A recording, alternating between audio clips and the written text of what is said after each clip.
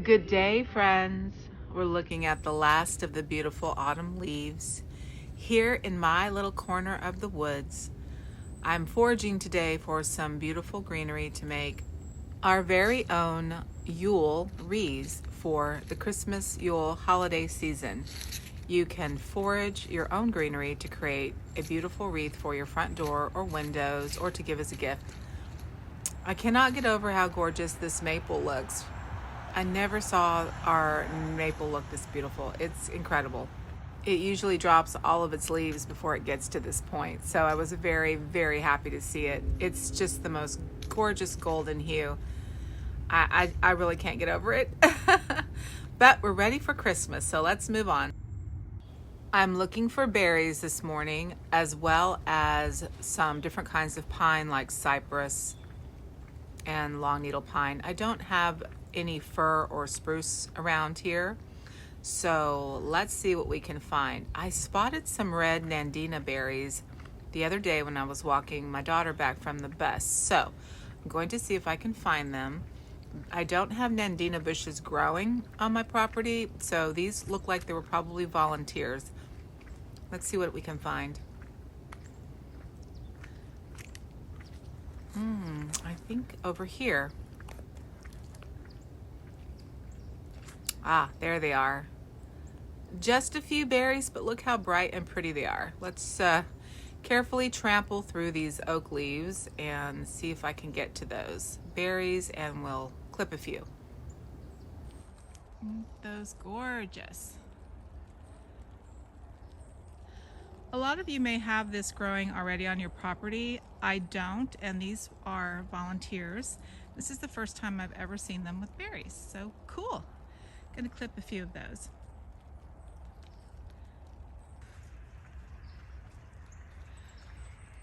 And this is a younger pine, so the needles are a little shorter.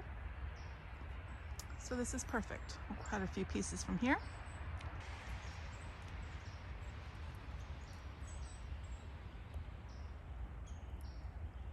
Hello, friend. Don't worry. I won't bother you.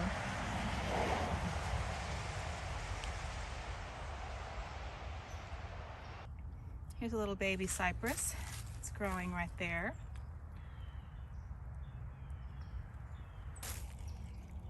This is resurrection fern. And you can see it growing here at the base of this tree with the moss.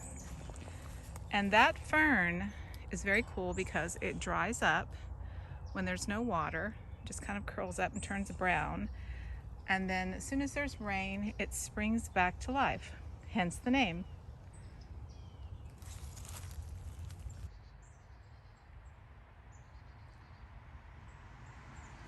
And here's another of the trees that is almost completely covered with the resurrection fern. It really is quite beautiful, and it's very fun to see it do its thing. Just reminding us how wonderful nature is.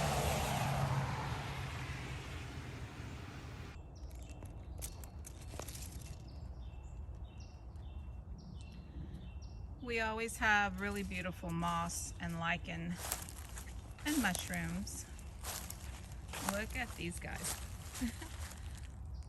Amazing. I'm gonna grab those and bring those in for our wreath too. Look at all the pretty pieces.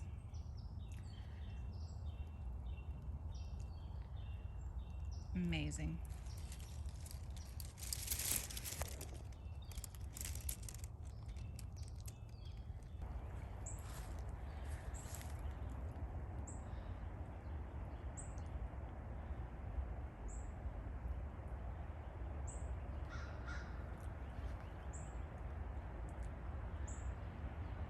I also found all of these beautiful privet berries, which this is the first year there have been so many. I had to scrounge for them in the past. Look at this one. Beautiful.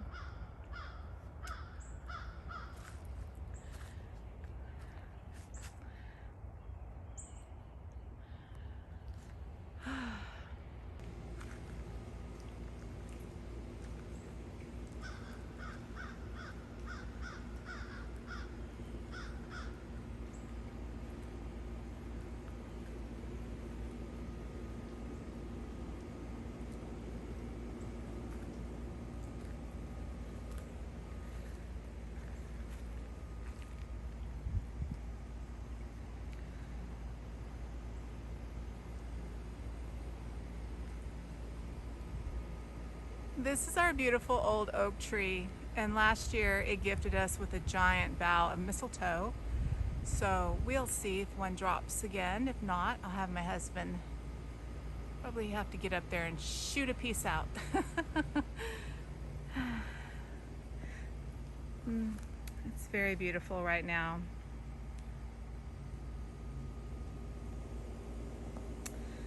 We have 1,000 oak leaves that need to be raked up. We've been working on them, but as you can imagine, there's a lot with this tree. And there's some ivy growing here. So pretty.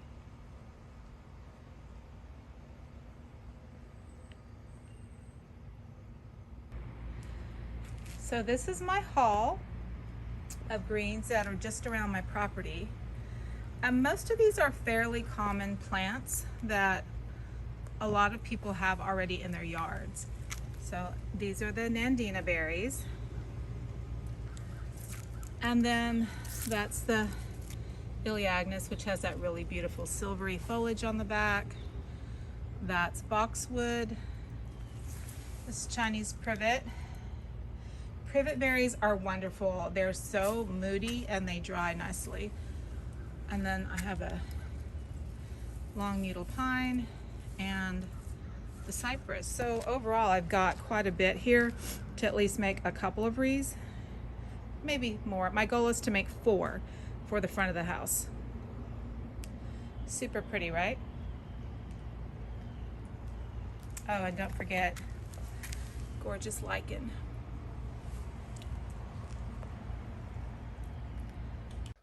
All right, so we're just back in from foraging from outside, and I was really pleased at all the pretties that I found this morning. It was a pleasant surprise. We've had really weird weather, and it's created just the perfect conditions for berries. Like I was saying with the Nandina, I had not seen any on our property before, and I was super excited to see them, and they're just gloriously red and gorgeous. I also am super excited about the privet. Privet's one of my favorite things that I use, and I just think it's a really nice, different kind of berry to use if you're going for more of a moody look or you want something that's a little more interesting looking. The privet berries are these black little berries right here, and they will dry. So a couple of things you're going to need when you are doing wreaths. You can use, the ideal thing is to use a metal wreath form. I'm going to be filming over here too so you guys can see close up, because it's kind of hard to teach this kind of thing when you're so far away, but you need to see detail. So I've got 2 cameras set up. But this is a wreath, and this is a wreath form. This is a 16-inch wreath form. You can pick these up at your florist supply, your florist, or hobby stores generally have these wireframes as well. You can also try ordering them online, and I don't think in this day and age it's hard to find anything online if you really want to find it. You can also use a grapevine wreath, that I have used grapevine wreaths as well. You can also use a artificial wreath that's maybe you have an old faux greenery wreath that's seen better days. That's one of the easiest things to use actually, because you can just poke right into it and call it a day. Again, I love adding fresh greens to artificial. It just really makes everything look amazing. So this is a 16-inch wreath, which will give you about a 30-inch diameter depending on how full you want it. And these I actually saved from when I had my flower shop. If I ever had the evergreen wreaths, fresh evergreen wreaths that I didn't sell or had extra of, or some that I had in my own home, I would just clean all the greenery off and reuse the frame. The frames are excellent. So if you do get a fresh greenery wreath, someone gifts one to you, or you find one out in the wild, save the frame and you can reuse it next year to make your own wreath. So recycling is always the best way to go. So as I was showing you earlier, we found Nandina, privet, a long needle pine, and I have boxwood. That we have a lot of boxwood growing on our property. And boxwood is a classic Christmas greenery. It's one that you can use for sure, holds up really well. It's a very slow growing bush. So with boxwood, if you've got several bushes, that's great. Just be very careful of how you prune, judiciously prune, because when you're pruning boxwood, you don't want to hack it away to where you don't have anything left. It takes years for those plants to grow sometimes. I remember when I was a florist and we traveled to Oregon to look at some of the growers there, the boxwood farm, they were telling me at that time that it is such a slow growing plant. That's why boxwood greenery is kind of expensive, because it takes a long time for the plant to rejuvenate and grow some more. Does that make sense? Okay. Also with long needle pine, and I found some cypress out, some pretty pieces of cypress. So how it works with fresh wreaths, fresh decor for the holidays, typically it doesn't last very long because there's no water source with wreaths and garlands. You usually would do a fresh piece for like the last 2 weeks of the holiday or the last week of the Christmas season, and you know, it'll hold up nicely. If it's going to be outside and you've got really cold weather and it's rainy or humid, you're definitely going to get a little bit more longevity out of the wreaths and the garlands. But if it's, you know, dry where you live or still hot, outdoor greenery is not going to hold up very well. Okay, so some of the things you're going to need for your wreath. Like I said, you're going to need a wreath form. You can also use a grapevine wreath form, or an old silk or faux greenery wreath you have. You're going to want to make sure that you have some clippers. And just FYI, if you're interested in doing floral design for yourself, there's some tools you're going to want to invest in. It makes everything so much easier when you have the right tools. So these are wire cutters. Show you guys a close up of those. Wire cutters are what professional florists use to cut wire with, and some heavy branches. They are different from these kinds of wire cutters, which suck. These are, you know, notched for specific size wire. They're a pain in the butt, but I don't like them. The regular wire cutters look like this. They look like a pair of pliers, kind of. And some of them have springs and some of them don't. You just put them in your fingers, kind of like chopsticks, and you can open and close them like that. This will save you a lot of work and many headaches trying to cut wire. A lot of people that use the other kind seem to struggle and kind of try to twist and bend it. You always want to have some clippers. There's different kinds of clippers. Of course, I'm always losing my clippers, so I have lots of pairs hidden in drawers all the way around. I probably left a pair outside. You want to use these kinds of clippers. I showed you these in the past, or you can use a knife. Definitely be careful when you're using a knife. And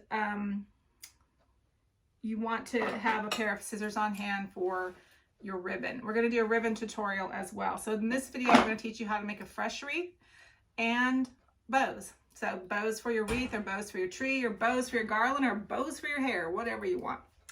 All right. Most florists use paddle wire or wire. I am out of paddle wire. I love to use paddle wire because it's very easy to work with. And I'm sorry I don't have any. I had made the decision this holiday season not to buy anything for whether it's decorations or supplies, because I have so much stuff I need to work through. So trying to be a little more cautious of those kinds of things. This is great. This is a paper twist wire. I love this. I use it for everything, and it lasts forever. And it's basically wired paper. What I like about this is it's easy to see, and it's got a rustic look to it.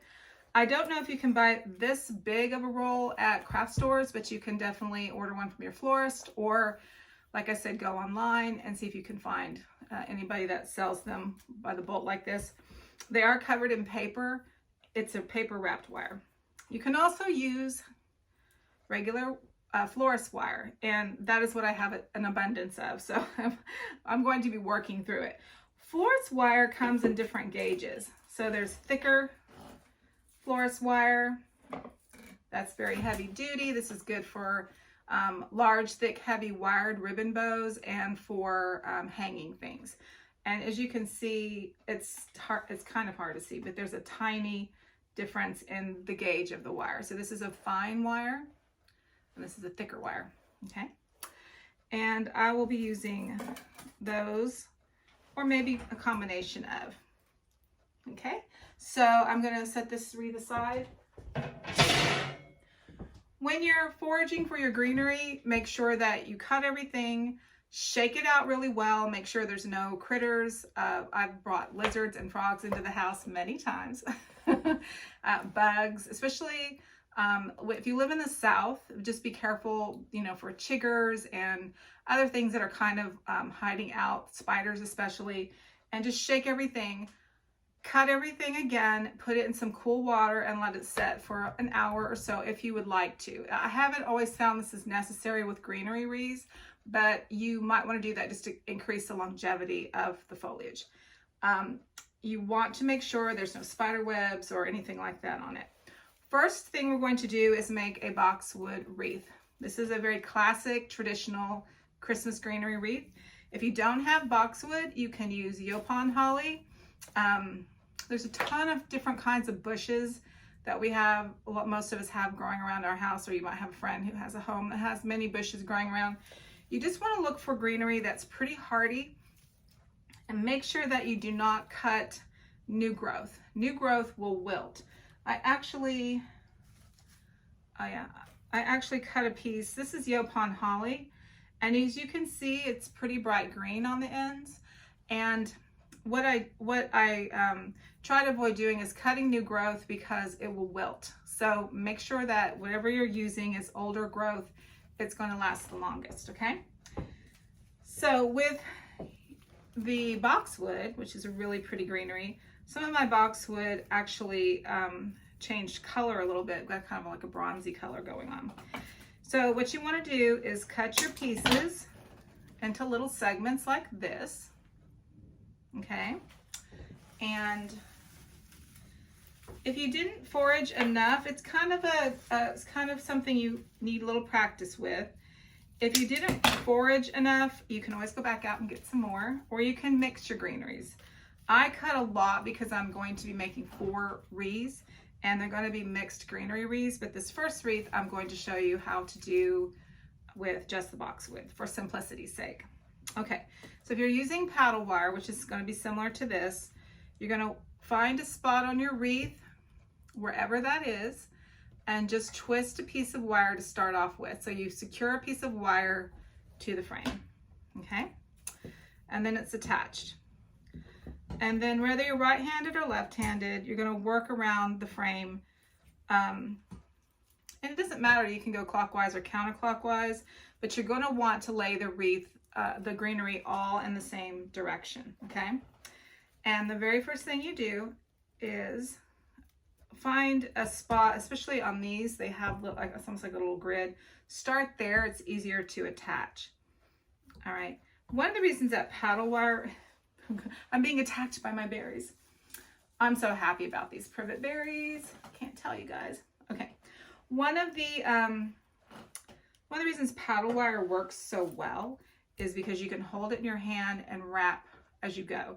So because my little roll here is kind of crazy, I'm gonna cut a piece. So you can do that as well. But paddle wire is almost like working with string. All right. So you're going to take a piece and wrap it around. This is very basic. And again, one of the reasons paddle wire works so well is because it's contained. So if you want to use something like this or twine on a roll, keep the roll tight and keep so see how I kind of just rolled that up? That way I'm not fighting with it. And then you're just gonna wrap around the greenery like so and use some tension and pull it tight, okay? And then you're just gonna find another piece and you're gonna overlap that piece. So you just overlap it and then wrap tightly around. You'll find a rhythm as you get going. This is very therapeutic. and you just lay that piece on top, and you just keep going. And this is exactly the same way that you would make a garland. So you're just going to keep going. Okay, as you can see, I've already attached greenery. It's on there pretty good. And don't worry if you've got pieces that you feel like are a little bit too thin. You can always go back in and add. Listen, none of this is a science.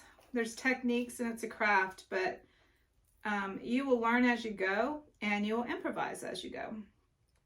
Okay. And again, you can see, you're just going to lay one piece over the next. So you're overlapping the pieces, and already you can see how pretty and how simple and easy that is. So you want to wrap around a couple times so it feels secure. And you just keep adding. That's pretty easy. You want to make sure you're doing it tightly. The wire needs to be fairly tight when you're pulling on it. Okay. And I'm going to grab some more of my pieces. Also, be organized. Keep all your greenery around where you can see everything. I have a bucket on the ground here. I'm going to throw all my trash in when I'm working. Okay. Wrap around again. And this is going to have a kind of looser, airier sort of feel to it. I'm not doing a tightly packed formal style on this box with Wreath. I prefer more wilder looking things. So,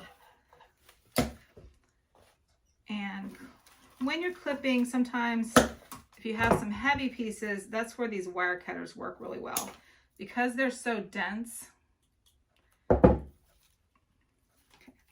they really cut through heavy. And you can also use, you know, hedge clippers or shears, small enough for you to handle. Okay, once you get to an end of wire, there's two things you can do.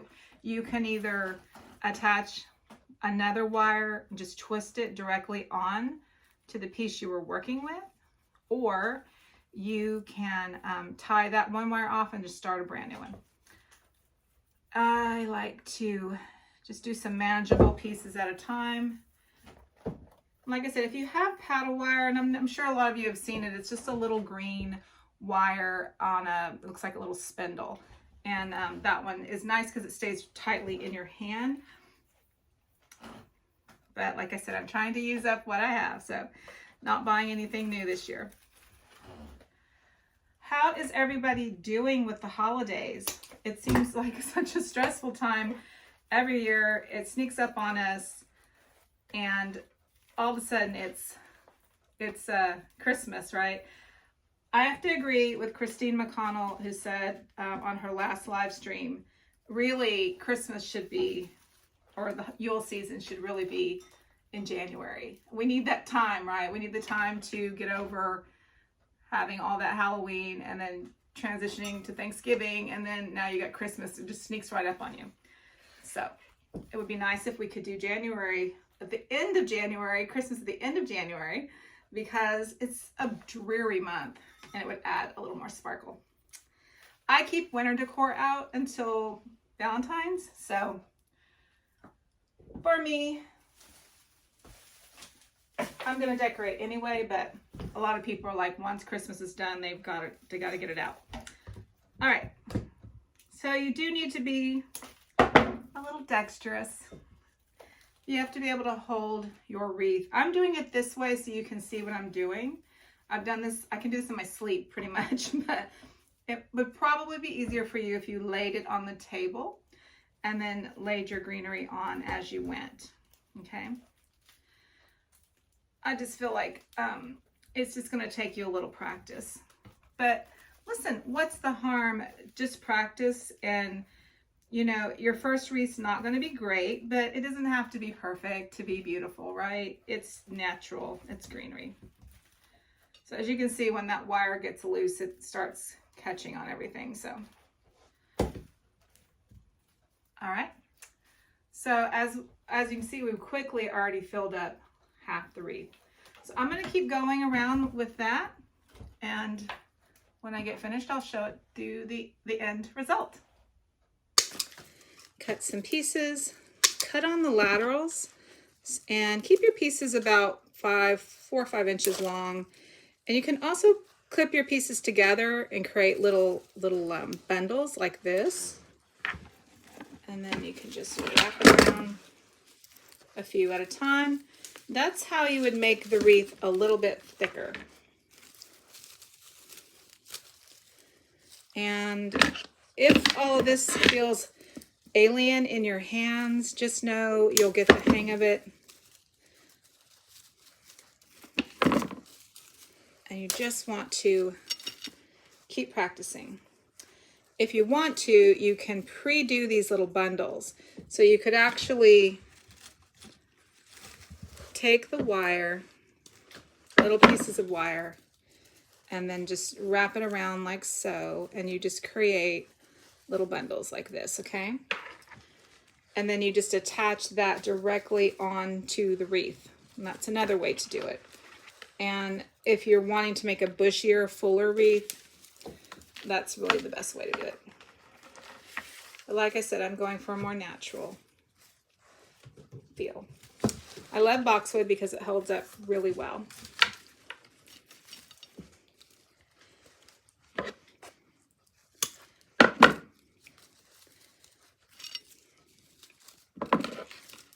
I will use my wire cutters to cut greenery all day long. It's just so easy. I find sometimes with these kinds of clippers, they're too thin sometimes, and they just won't clip. They don't get enough strong enough cut.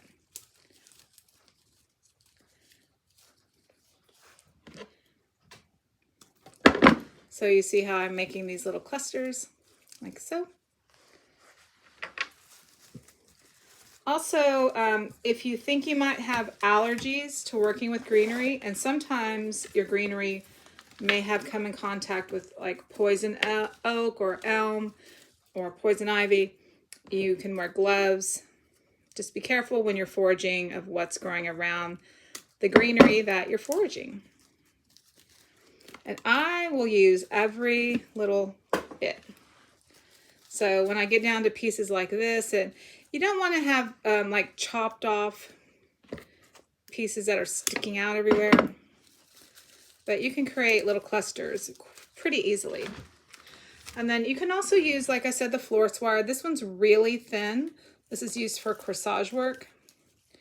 And you just wrap around and then cut it, or you can use it to wire it to the frame as well.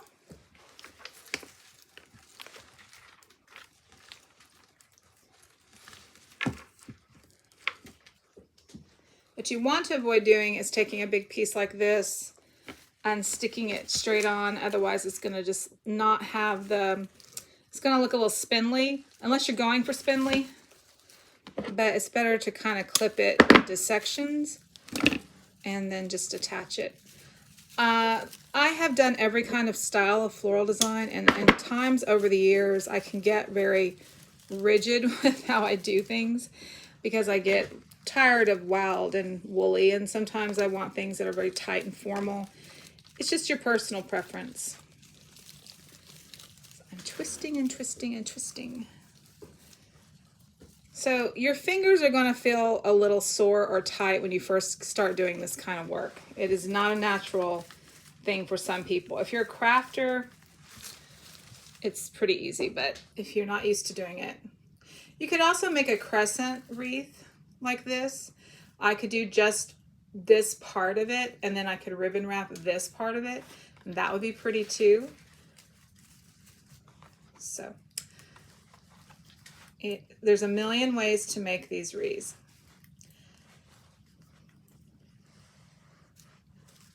It's looking really beautiful. Boxwood greenery is also available to purchase from floral supply places.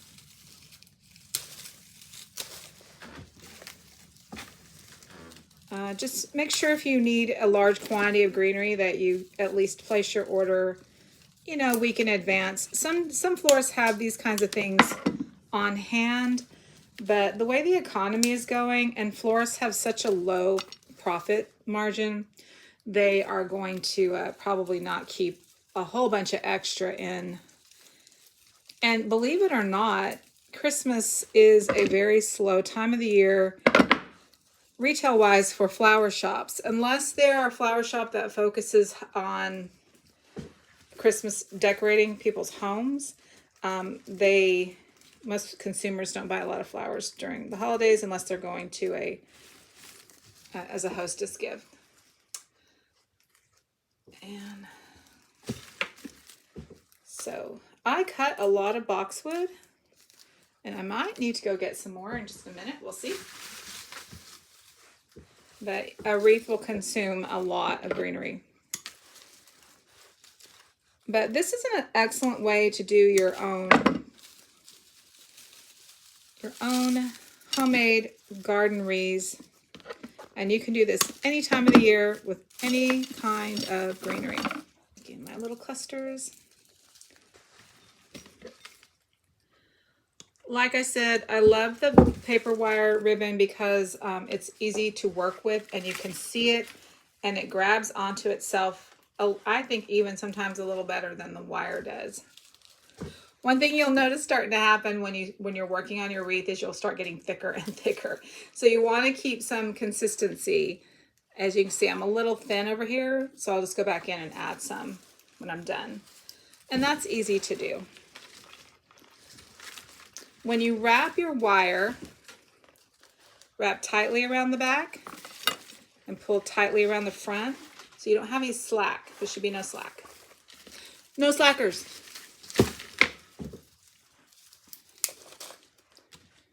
All right. The big irony of my life is I live here now.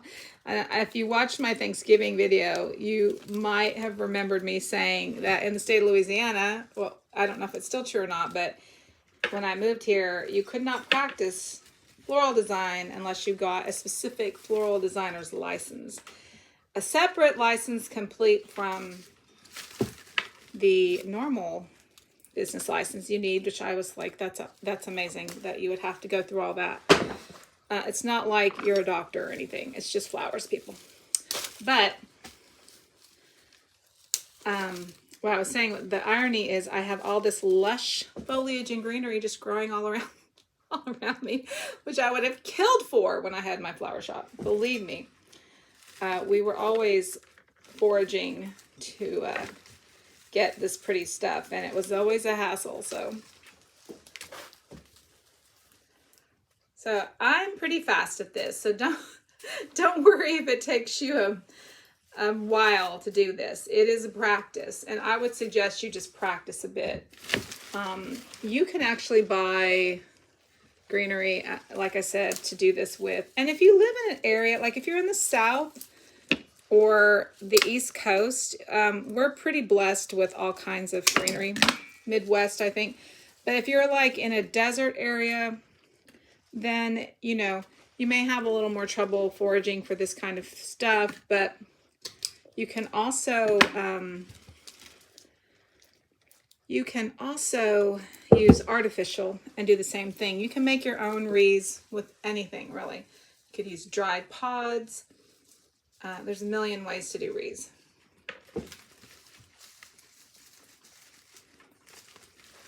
My husband does not like the boxwood bushes and threatened to pull them out when we first moved here. I said, don't touch my boxwood.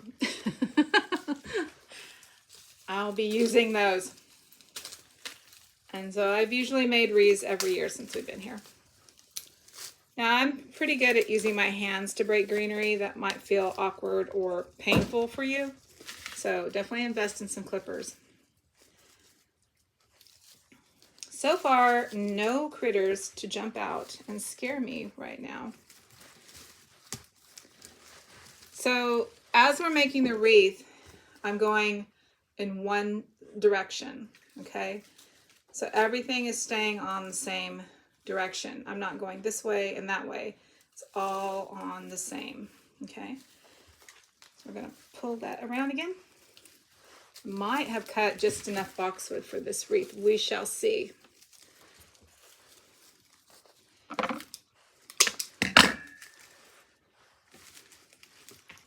I love that when that happens. I think it's just, I've done this so many times over the years, I kind of have an idea of how much it's going to take. Also, I can be lazy and not want to have to go back out and cut something. It's very frustrating. Watch your fingers when you're cutting. You do not want to cut yourself with wire cutters or clippers. It is very painful.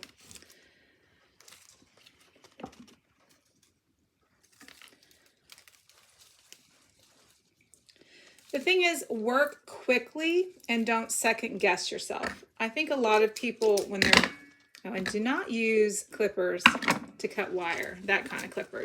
Always use wire cutters. And you will ruin those faster than you can even imagine. But like I said, work quickly and do not second guess yourself. I think sometimes people just think, oh, does that look good? Did I do it right?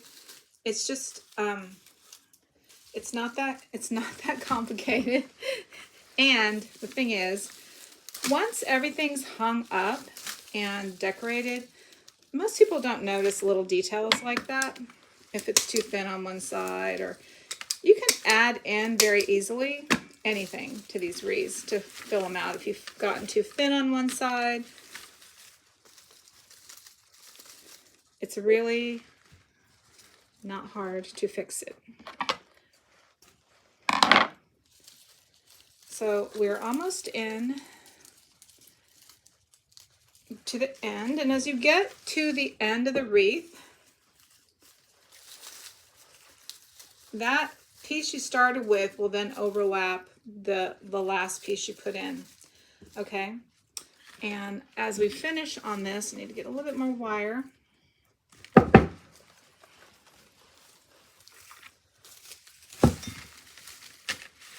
I need to attach some wire, and like I said, I just like to attach it to the last wire that I used, so I'll twist it.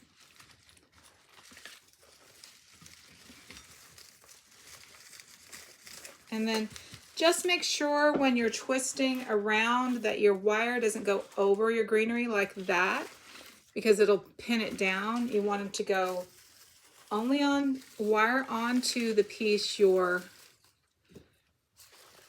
trying to secure to the form, okay? And so now I'm at that meeting point, right? And so I'm just going to take another piece here, and then I'm going to wire that in.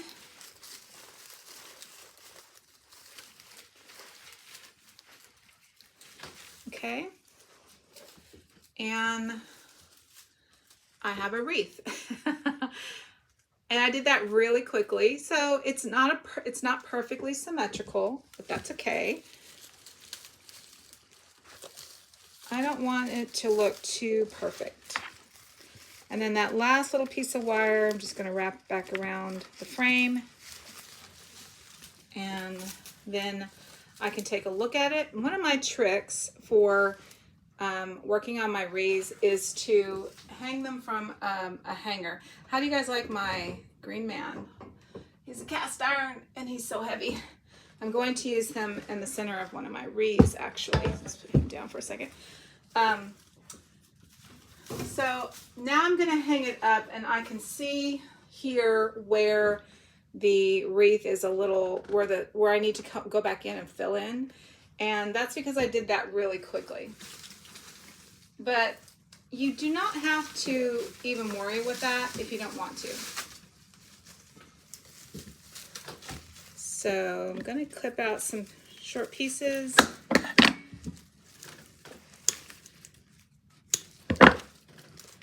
And then I'm going to look at my wreath and see where I need to fill in. Okay, so like right there.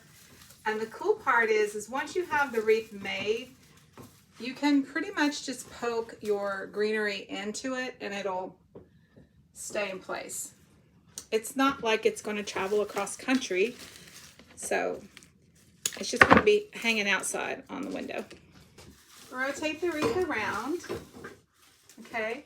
You want to make sure you don't see the wire frame. So like right here, I can see my frame a little bit.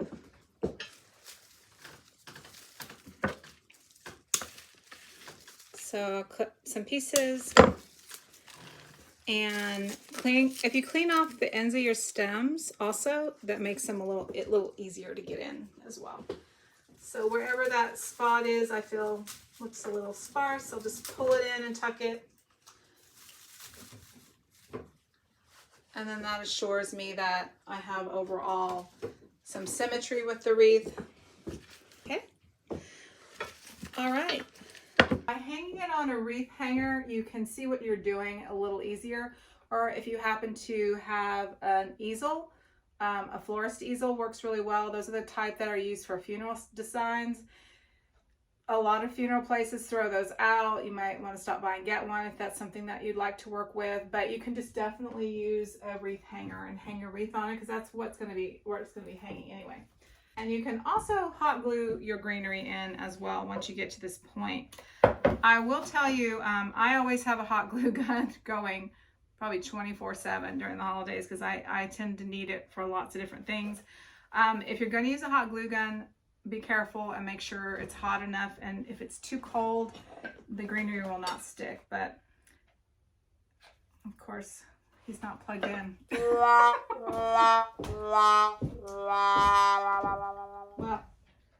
it would be nice if I had turned on that electrical outlet, but I didn't, so no worries. But you can glue it in. We'll let it heat up for a minute and I'll show you how to do that. All right, so that is wreath number 1, which is just simple boxwood, okay? And you can do this with any kind of greenery, as long as it's not too tender. You don't want anything that's got too much softness to it, or like I said, it will wilt. So I'm gonna clean up my mess, and all these little babies here, we are not gonna let them go to waste. So what I'll do is take all those little pieces and I'm going to wire them together. Wire. Wire. People here in this part of Louisiana, the northern part of Louisiana, have a very distinctive accent. I had not heard this accent before. It's almost like their mouth's got marbles in it a little bit, but it's very charming. I love all Southern accents, being a Southerner, but I had never heard it before. All right, so I made that little piece out of all my scraps. So don't throw away all those little babies, because you can use them, especially if you start running low on greenery. All right, let me clean up my mess. And this guy is so heavy. So he's cast iron. He has a cheesy string on him that we're going to take off. And he's pretty big. I bought him at an antique store, and I just thought he was cool. I love the Green Man forms, and I haven't seen one like this, and I think he's going to look awesome in the middle of the wreath. But he is heavy, so what we're going to have to do is hang him probably separate and put him over the wreath on his own thing. All right, let me put that down. It's done. Okay, let's start another wreath, and we're gonna do a mixed wreath this time.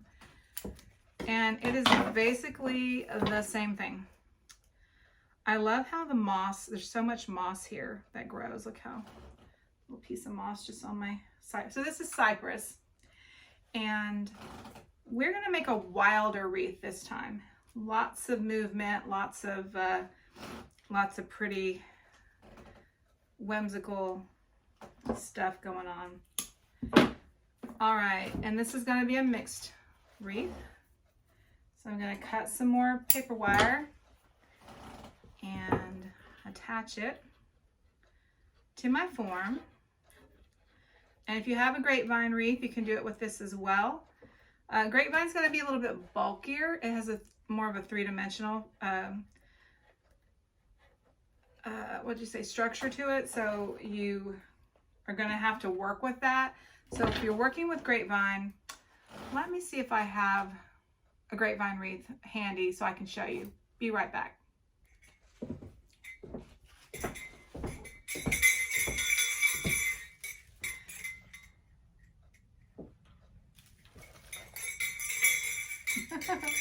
So this is a little grapevine wreath I've had for years, and I usually add fluff to it. And it has some vintage decor on it. I'm going to take all that off of here and show you guys how to do this. Lots of jingle dangling, sorry. We're going to take that off, and I'm going to show you how to do this look on this kind of wreath so you can get the idea. So I did have a grapevine wreath handy. So when you have a grapevine wreath, it's thicker and a bigger surface to wrap around, but it also has all of these nooks and crannies, and it's a very beautiful way to create a more nature-inspired looking wreath. So for this one, you could literally just find your pretty part of the wreath. Like this has a kind of cool oval shape to it, or egg shape to it. It's like narrower here. You always want to find that when it's a grapevine, like what's the prettiest shape of it. And with a grapevine wreath, you can literally just push the greenery into it. It just takes a little strength in your fingers, but you can do something as simple as that. And you do the same technique that I was showing you before. So I'll start this. Grab some greenery here. I will cut my pieces of cypress. Cypress is a piney tree, and Louisiana is famous for its bald cypress trees. That's the one with the weird little knees that you see in the swamps. It doesn't have a super strong smell, but there's definitely fragrance there. I don't have any cool pines like firs or spruces around my property, but look, you got to work with what's local to you, right? And there's nothing wrong with any of these kinds of greeneries. I will tell you that long needle pines, as rustic and cool as they look, don't hold up as well. But like I said, if you just do this for a party, or you're having a gathering or get together, you can make it a few days in advance. It'll be fine. And just clip your pieces. Okay. So I could just go around and just stick it into the grapevine like so, but it's going to kind of give me a little bit of a sparser look. And I could start off that way, but I want to make this a little bit fuller, so I definitely want to use my wire. And I'm going to attach that straight to the wreath. Okay. And mix this baby up with all different kinds of things. This is going to be my wild wreath. And what you want to do is vary the greenery every few wraps around the wreath. So, and if you mix your pine together as you go, it'll give you a more interesting, varied textural look.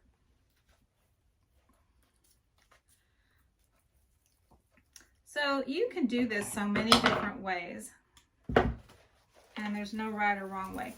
When you're working with a grapevine wreath, you have a lot more surface to cover, and so you want to avoid all your greenery being strictly on the flat or front part of the wreath. You want it to be on all edges of the wreath, and that'll give you a much nicer look. So I put that on the top.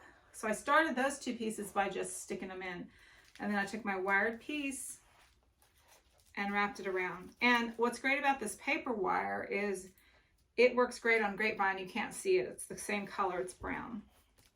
And then I'm going to take another piece. Like I said, I'm holding this front facing so you can see what I'm doing. But if it's easier for you, lay it on a table. And you can figure out your own technique. Okay. So I want to do a mixed greenery wreath. I cut some of the Iliagnus. And it's another one that dries really pretty. If you see this is Russian silverberry or silverberry, it has a whitish green, pretty color on the back side of the wreath. And so you can reverse it if you want to see that part. It's really kind of up to you. So it's got sturdy stems. So I can just stick it right in the grapevine, like like so, and then I get a little color and textural difference. I am going to use the Nandina berries on this wreath as well, but I want to build a little bit first before we do that. So you can see I'm doing a little textures that are a little different.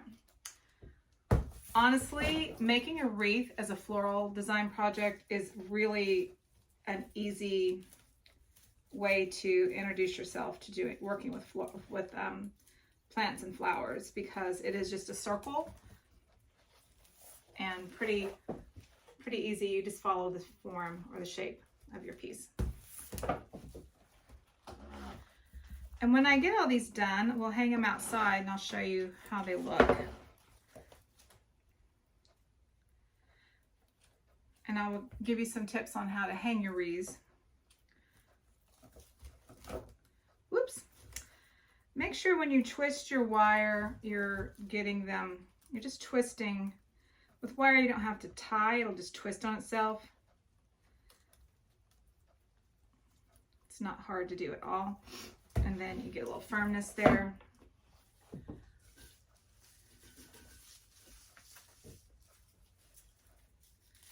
I feel like Christmas season has just flown by. And I have some great news to share. We finally have real internet. One of the things that's been difficult for me to do my YouTube channel is I've only had wireless internet or Wi-Fi or satellite internet, and it's been super challenging to upload videos. I had no idea that it took upwards sometimes 30 hours to upload. So just yesterday, and it's finally connected today, we got fiber, which everybody else has internet, and I feel like we moved into a modern century now out here in the woods. This is the problem of living in the country. In some areas, your options are limited. All right, so I'm just mixing all these different kinds of greenery together. It's a very rustic wreath.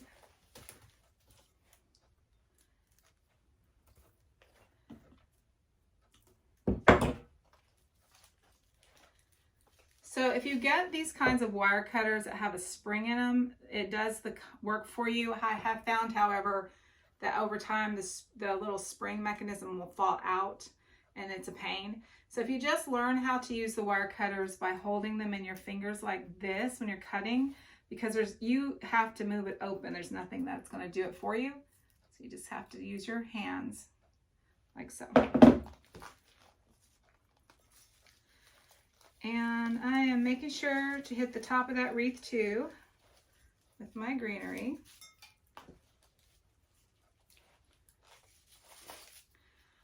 I think on this one we're going to use the Nandina berries because this has a little bit more wilder rustic look. So when you're using berries, find out what may be toxic or poisonous to pets. So, and make sure you shake it. If they're fresh, you shouldn't have anything fall. And once they're drying in place, usually if you're not moving them, you're not going to have any fall. However, if you do have pets or small children, you don't want them eating those guys. So just be cautious and do your research. I don't think privet, I've used privet for years as a florist. I don't think it's toxic, but I'm sure anything ingested too much of is going to cause a tummy ache for some of our animals. So I want to just add those berries in, and I'm going to, these are super long. I couldn't believe it when I walked outside today. They're so dark, I missed seeing them in the tree line. And so when I saw them today, I just was like, squealed with joy. I'm going to put these on my garland as well. And you can just poke them in anywhere you want. Oh, need some tea. I can't wait to show you guys all the Christmas decorations I've done. Like I said, I tried really hard this year not to buy anything new. And if I did buy anything, it was just something thrifted. If I happened to see something, I would grab it. But honestly, I have so much stuff. And one of the reasons I have so much stuff is because I was a florist, so I had a lot of stuff already from years of decorating, but I didn't have a lot of personal things. And so I think I was telling you guys, my husband and I didn't really have much decor when we first met, because for me, Christmas was always a busy time decorating other people's homes, and I just was exhausted by the time I actually could decorate for Christmas. I was too tired to do it. And I usually just had a tree for the kids, and that was it. But now I can do whatever I want. It's a nice feeling. So as you can see with doing this wreath, and I apologize, sometimes it's so second nature to me that I think this is super simple. But if you have any questions or comments, or you guys would like a live on this at some point on how to do this where I can answer questions, I will be happy to do it. We can do a craft along. Would you guys like to do that? Let me know. Okay, so you can see how pretty this wreath is turning out already. I've got all those natural elements, the privet berry, and I want to look for privet pieces that are a little shorter and chunkier. Make sure you are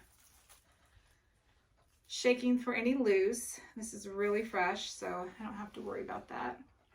And you can see how wild I'm getting with this. I don't need it to be like super tight. As a matter of fact, the wilder it looks, the better, more natural, more witchy. This is a good witchy wreath. This is definitely a natural wreath. See how beautiful that's looking? So I'm using the long needle pine, the cypress, some boxwood, some Iliagnus, and I just vary each element as I go. And like I said, the good thing about a grapevine wreath is you can just kind of poke it in as you're working on it. And then you can also wire wrap right over that as well. And you see I have this big chunky stem? I want to cut that. Watch your fingers, guys. I'm a professional, done it a few times. But watch your fingers when you're working with clippers and cutters. This is an old dried piece of protea foliage I had, and if I had a little bit more, I probably have some around here, but you could even incorporate drieds like so and get some amazing texture. You could also leave this part of the grapevine bare, which we might do just because you will be able to see that more rustic feel of it. Let's get to a stopping point where I can go back in and finish it off. As you can tell, this isn't taking very long to do at all. It is not as daunting as you think it will be. As long as you just kind of keep in mind that you are doing something natural for yourself, that's fun. Let's have fun with it. Don't get anxious about anything like this. It's very, very simple to do. Now, as we go along, we can get a little more complicated. This wreath is going to look so pro to your family and friends. They're just going to be blown away by you. I know it. I feel it. So again, sticking that in, sticking it in, and let's find another juicy piece of this gorgeous privet. We want it to kind of hang. Just gonna snip a piece off. I try also when I'm snipping my pieces off to not do what we used to call tip picking, where you just chop off the piece and then you don't have anything pretty to work with later, the rest of the pieces. And you can wind that greenery right in. You could also do this with the boxwood wreath as well if you want to do it a little bit tighter and more formal. All right, so I'm just going to leave a part of this Oh, you know what? We forgot about our egg shape. But you know what? I don't hate it. I could do it this way too. This wreath is a little egg shaped, which I kind of dig. All right, so once that's secure, your hands, I'm not gonna lie, your hands are gonna hurt if you're not used to doing this. You're gonna have to be able to grip and hold things tightly and firmly in your hands. And that might be harder for some of you. That's why laying it on the table is gonna support the weight of the wreath. I'm used to doing this, so it's not too bad for me, but for those of you who might have arthritis, just lay your wreath on the table and you'll be fine. You can also use something called waxed string that's available at floral supply places. It's a little easier to work with if you have a hard time really pulling tightly on the wire. Wax string kind of sticks to itself. Again, make sure you only use wire cutters when you're cutting wire. This is basic 101 to protect your tools. And this wreath is, like I said, has a little funny little egg shape. Let's find it again. You guys see that? All right, so we're gonna move this one. So that's our boxwood wreath on the wire frame. That's what the back side should look like as well. Okay, all the greenery should be flat on that back side with only your front facing greenery. So look at that, in less than 30 minutes we've made 2 wreaths. When we were out foraging this morning, I found a bunch of branches that have lichen on it. Lichen is a type of moss, it's very cool. And you can use the branches also to enhance your wreath and give it a natural feel. So you can put these on first if you want, or I like to add them last because I end up breaking the tips of the branches, and you can also hot glue those in. I have a piece of lichen covered wood that I just think is so pretty.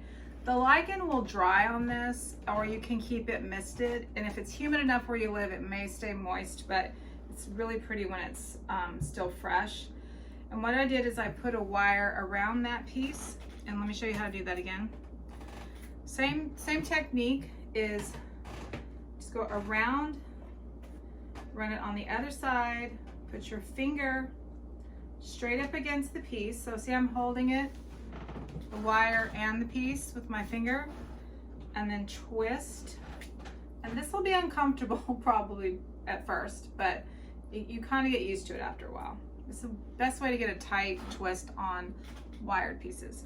Okay, so I've got 2 on here now, which I don't need, but just for demonstration purposes. But you might need 2, and sometimes you might need that strength. So on my piece here, I've already incorporated the 3 pine cones and a little bit more. And the way that I did the pine cones is down, and kind of, this is a very asymmetrical wreath. So I don't want to do blop, blop, blop, right? You don't want to put them in where they're so symmetrically placed that it kind of looks boring. And you'll see that a lot on like pre-made grocery store wreaths. They just have, or some florist wreaths, where they just put 3 pine cones and 1, 2, 3, like in a triangle. Try to group them together. That looks more interesting and also add more to it. So I have this cool little piece of wood that I want to incorporate into my wreath. And since I have my pine cones here, I think I'll put that up here. And so I'm going to wrap it the same way, right around to the back side, and twist. Gives me a little interest in texture and also gives that sort of woodland look to it. And you can keep adding to this. You could get really big and wild and crazy with that. What would be really cute on this wreath is maybe some little birds. I have a couple of these little, you can find these at craft stores. You can use really any kind of little artificial birds tucked in would be very cute on this.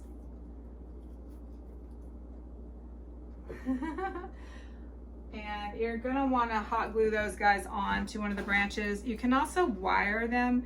The body on these is styrofoam, and if your wire is strong enough, you can just literally poke it to the bottom. But I find it kind of, they come off a little bit like that. But you could poke them a little bit in the bottom, and then a little bit of hot glue, and that little part you poked works, and that gives you a little stem to work with. Or you can just directly hot glue it on. I'm going to do both. I'm going to hot glue the wire, and they will just sit right in wherever you put it. So just hold it in place for a second, and that will allow it. Yeah, cute. They're a little pink, and they work with the decor colors that I have this year. We did a very Victorian Christmas, so it's very pink and burgundy, and colors that I have not loved in a million years, but I don't know why I was feeling it this year. That's the way we went. So I can't wait to show you guys the home tour, but the pink works for that. So if I want to do like a couple little birds or not, this depends on how natural you want it to be. They're like little lovebirds. You just want to find a couple of spots. Oh, that's cute. And you could also take a little moss, like, oh, we just had that little piece of moss I had found earlier. I'm going to glue the moss to his chest, so he looks kind of like he's sitting in a little nest. And then we're going to hot glue him onto a branch.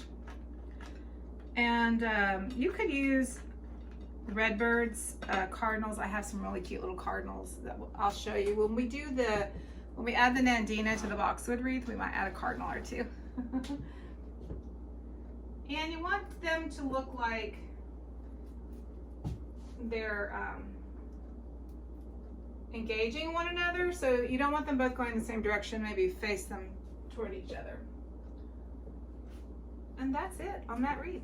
So really pretty, really simple, and you can see it's more natural and rustic looking because we have the grapevine there, okay? And I might come back and add a ribbon to this one when we hang it. I'm not sure yet, but I just want to show you guys how adorable. And this is super simple, and this is also great for just winter in general, a winter wreath. We don't have to just do Christmas greenery wreaths for Christmas or Yule, because it is winter time, isn't it?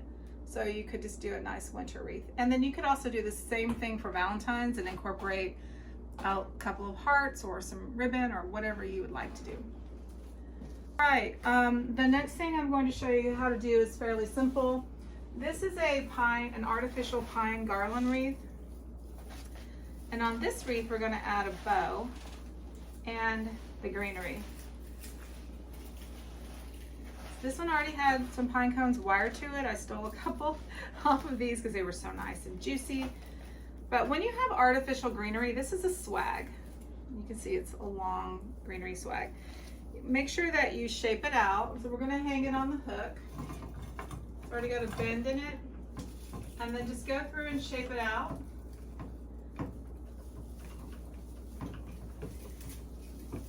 Make sure you utilize every bit of artificial flowers when you're working with them. They're meant to be shaped. When they're sent to stores and retailers, they're packed and they're very tight and stiff, and it's up to you to use your hands to shape them. They're wired and you can manipulate them any way you want. You don't want to just use something straight out of the box or straight out of the shop, because it's just going to look stiff and unnatural. And I think what we'll do to this one is add some of the, should we do the Nandina? Let's try it and see. The Nandina berries this time of year, they're perfect and nice and bright and red and cheerful. And I just was so stoked when I saw those. And the cool thing about them is they have a really beautiful kind of lacy greenery. So if you're having a party, you could definitely use the Nandina.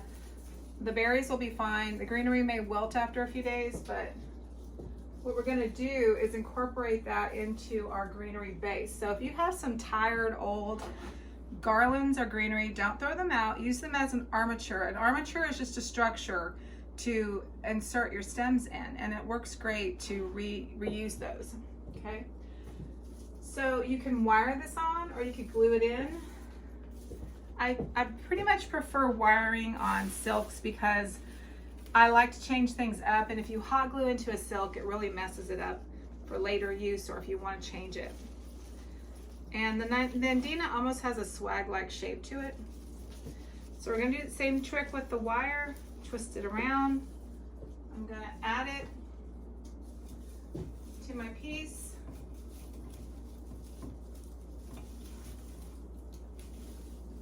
don't need that stem that long, so I'm just gonna break it off.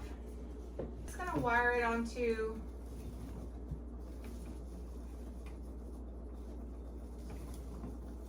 directly onto it. And if you have extra wire sticking out, you can cut it.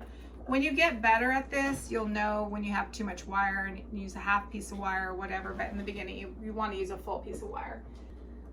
What this does is it fools the eye and looks like it's more natural. And this is one of my favorite tricks, I've said it before, of using fresh with artificial. Especially if you can't afford to do a lot of fresh, but you want that more elegant, upscale look of fresh. Adding it into your silks is a great way to do that.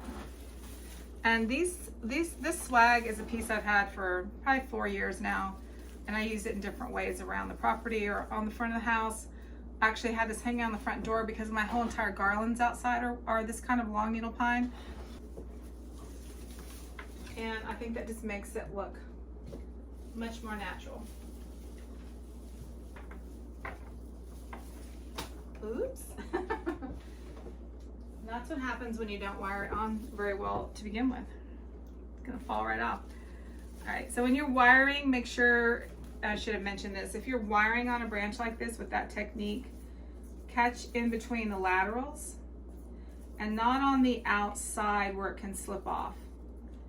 So run it through where the lateral is. Gently twist. If you twist too hard, it can pop right off or break the stem.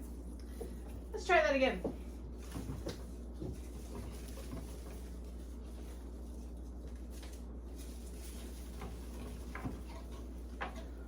It only took a couple of pieces on here to make this look next level. So you don't need a lot, and don't be too persnickety about keeping it too tight. So I get another piece here. And that's a really beautiful, look how pretty they are. So healthy. Love them. The color is fantastic and perfect for this time of year. And maybe up here. Just use your eye. You want to try to separate things and stagger them. You don't want to have dot, dot, dot, too many things in a row. You want things to have a little bit more of a fluid or asymmetrical look to it. It'll look more natural that way. What I want to do is add a piece over here. And that just gives me a little bit more natural look. And then I will save all this Nandina foliage and just keep it in a vase, and that will be really just some pretty greenery to have around the house. I like just a vase of greenery. I think it just looks so nice and super easy to utilize. It's maybe 2 more berry sprays. And I didn't get a lot of these because there were only a few out there. And I do like to leave some for the birds, so I just got enough to do these projects today. But I'm thinking now to go ahead and plant some Nandina bushes around the house because those berries are so pretty. You may have holly bushes or ilex berry bushes. You will see those in the south, just gorgeous big sprays of stems of bushes. And sometimes they're great like in a vase, but they're a little bit stiff or hard to use on softer projects like this or smaller projects.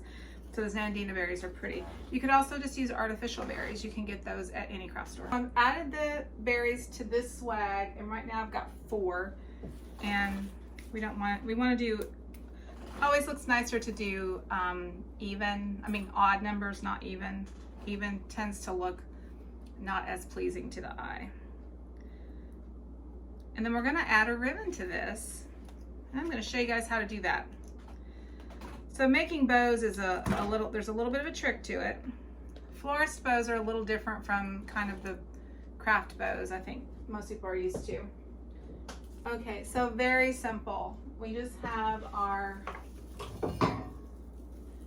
artificial swag, and I added my own berries to it and greenery to it.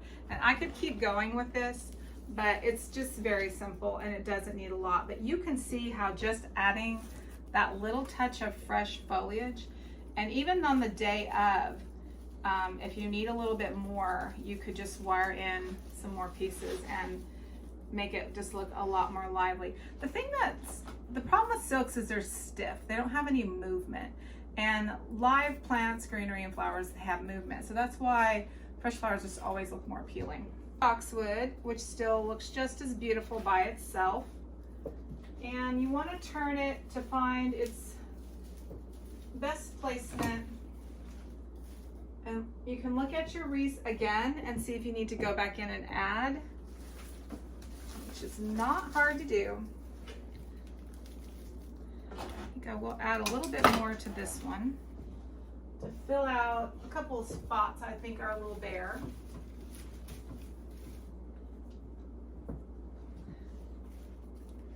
Sometimes when you work on things, it's a good idea if you get frustrated with it just to set it aside and then come back to it when you've had a coffee or you feel like your energy level's back up again and you want to work on it again.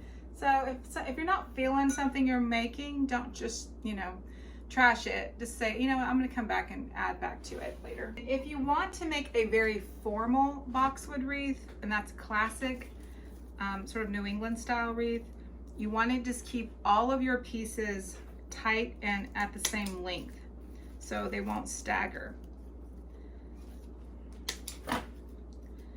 So if you guys want a separate tutorial on that, let me know. I've got plenty of boxwood. It's a lot more work to do that kind of wreath and takes a lot more product, but the effect is very classic and beautiful. I typically like things that have a little bit more airiness to them, a natural sort of unstructured look.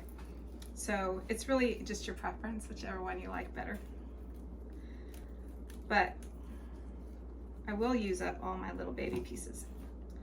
So we may not, oops, even I'm doing it. I work so fast sometimes, I can't always take a minute to keep up with my tools.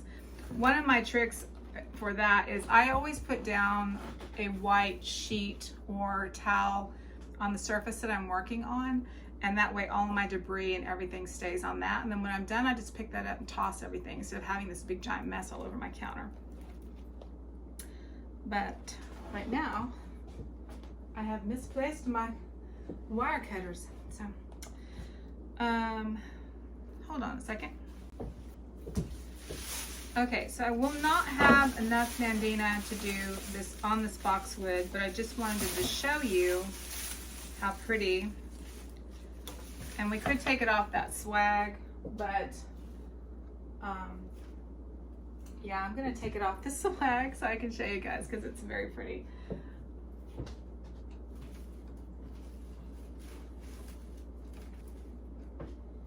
So I have to scrounge around again outside to see if I can find any more of this growing naturally.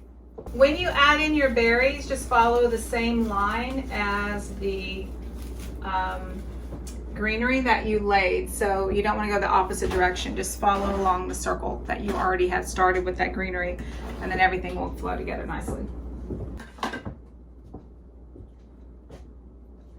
So for example, the greenery is going this way. I'm not going to add the berries in this way. They went down on this curve, and now I'm going to go up on this curve.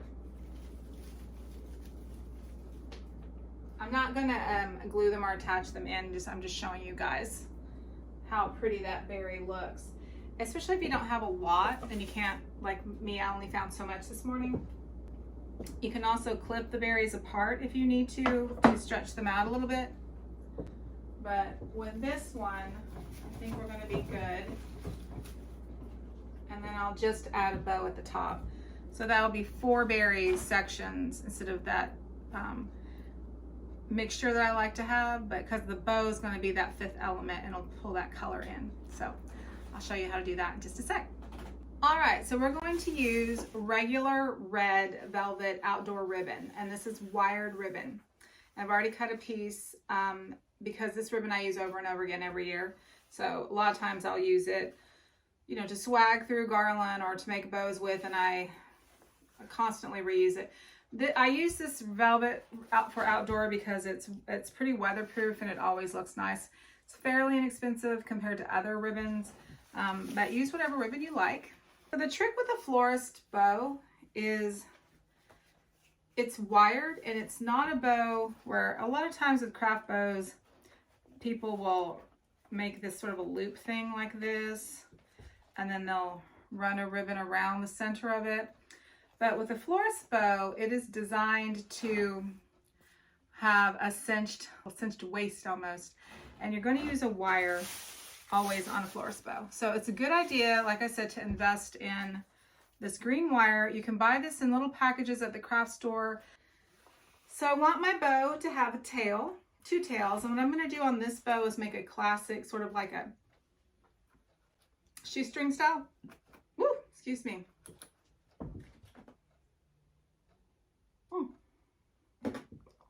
I'm going to make a classic shoestring style. So what you want to do, I always fork the ends of my ribbon. That helps keep them from fraying so much and gives you a nice finished look. You can just do it a slant as well.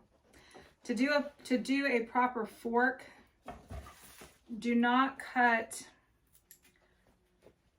And you know what? I should really clean up my mess, because when you're working with flowers, it is a mess and it's hard sometimes to see what you're doing. So let's do that first. I'm sometimes so fast with things that I just don't want to bother, but I also want to teach you guys some good habits right off the bat. Look at that, Mandina. I'm telling you, if I had had all of this when I had my shops, I'd have been in heaven. You just want to start with a clean workspace whenever you start a new project. And so you can find your tools. There's nothing more frustrating. You can't find your tools because they're buried under greenery. And like I said, I use these sort of like flour sack cloths. They're really helpful for getting all your debris picked up and thrown away. But we're just going to do a quick clean here so I can show you guys what we're doing. All right, now you can see a little better, I hope. So on this style of bow, what we're going to do is make a tail. So I want it to look like a shoestring bow. So we're going to start with the tail first, okay? And this is this velvet ribbon is velvet flocked on one side, sort of like a polyester on the back side, right? And it's wired. Lose that camera, I think. And it's wired. Okay, so we're going to move over here so you guys can see what I'm doing. The trick with a florist bow is there's a twist method, and what you want to do is make sure that you're twisting the bow, the ribbon, to get the sides that you want out. So the very first thing you're going to do, hold the ribbon in your hand, consider how long you want your tails to be, and then twist a half turn. Now what you're going to see, what you should have is like an X shape, like so, okay? Just a half twist. Don't twist all the way around. And guys, it's so simple, and it really is simple, but so many people have a hard time with this. And I've taught bow classes for years, and there's always the aha moment when somebody finally gets it. But it's a little tricky, and you gotta be nimble with your fingers. And it's funny, when teaching a class like this, I learned the technique by teaching this. I just knew how to do it. But when I started like showing people how to do it, I could see there's a technique there. It's just a rhythm. All right, so what you're gonna do is twist and then move your fingers over the twist and hold it, okay? And this is gonna take a little practice, all right? And what you want to do is to create a very narrow center to your bow. And then you're gonna put the flat side. I'm going to do it first so I can show you guys. Twist it again, bring your fingers over it, and then bring that flat side back, and then bring your tail down, and you'll have a perfect little shoestring bow. This is the simplest bow you can make. All right. And you might want to do them either staggered like this or the same length, depending on the effect that you want. Okay, so we're going to do that one more time. You can see this, it starts to get a little twisted. The reason that you twist it is so that you can get the right side of the ribbon out, because if you didn't twist it, what's going to happen is you're just going to have this. situation and a bulky middle, okay? So what happens if you don't twist it is you're going to get, this is the wrong side of the ribbon out, this is the right side. So it's not going to look right. And it's going to be bulky in the middle. Twisting cinches it in and it makes it easier when you wire it, okay? So let's do that one more time, okay? Fingers on the back of the ribbon, you're holding it with thumb on the top. And then you're going to bring your fingers together like they're kissing. So together and twist. You see how I'm doing that? Okay. And then these, your left, if you're right, I'm right-handed, so I'm teaching this right-handed. Left-handed, it's a little trickier. You can still do it, but it takes a little bit more practice. And I can't do it left-handed, or I would show you guys. I might try, but I don't think I could do it. Okay, so when you do that, what you're doing is you're sliding your fingers over and holding onto the twist. It's important. And don't twist all the way around. You're not trying to, you know, run it around like a spiral. Okay, so hand, ribbon over the hand, hold your thumb and index finger, twist, and then move the, before you let go, move the index finger onto it and hold it in place. So you're basically just holding it in place, okay? And then depending on how big you want your loops to be, you know, you're gonna judge it. Okay, so here's what's gonna happen. Watch my hands. My middle finger is gonna go out. I'm still holding onto the bow. I'm gonna place it, middle finger back over it, and then reposition my fingers to hold it in place. Twist again. And my fingers here are doing all the work. They're holding everything. So you see when I twisted it, it brought the ribbon back around, okay? And then you want to match your loops, about the same. Use your hand, kind of give an idea if you've got them in the same, and then twist again, okay? And then once it's twisted, remember that little technique I showed you with the wire? So take a straight piece of wire. It's really easier to work with these straight pieces of wire or chenille stem. I really like chenille stems because you can see them. Chenille stems are pipe cleaners and you can see them and they're fuzzy and they're easier to work with when you're tying onto garlands and things, and also for removing garlands or removing your ribbons off garlands. You're going to slide the wire under the thumb, bring those two wires back around so that they're parallel to each other. Can you guys see that? Then that little trick I taught you with putting your finger inside, put that right up against the flat side of your twist, okay? And then do that technique where you twist both of them in opposite directions, both hands in opposite directions, and then you're gonna tuck down, okay? And that's going to give you a pretty perfect bow. And it gives you that nice cinched look in the center and a classic look, okay? So to practice that, let's practice doing that back and forth motion first, all right? Because that is the part that I think people have the hardest time with. So a ribbon is going in a figure 8 like this, sort of a pattern, okay? So I twist that first little tail, bring that loop over. Actually, I'm not twisting, I'm just showing you guys how to do it, okay? So if you were to do it flat, okay, it'll still work, but it only works if your ribbon is two-sided, and it's gonna be kind of floppy, but it would work. This is the pattern that you're doing. Get used to doing this.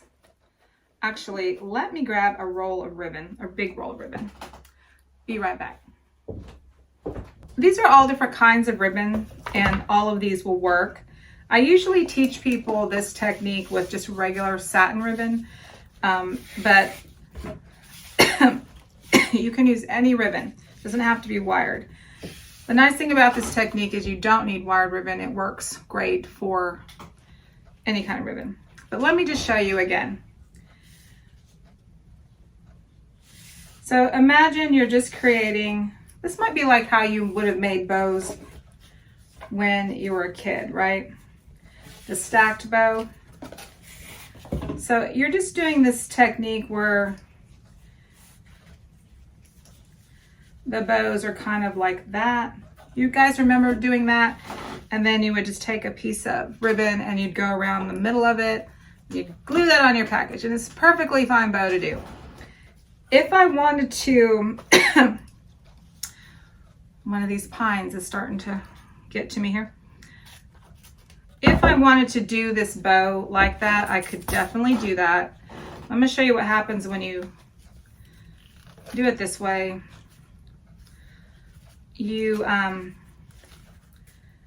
It still works, and with this kind of ribbon it's less noticeable because it's got a little shape to it, and it's not really, it's kind of a, both sides look fine, but it doesn't have the, it's not going to have the right form or shape. It works, definitely is doable.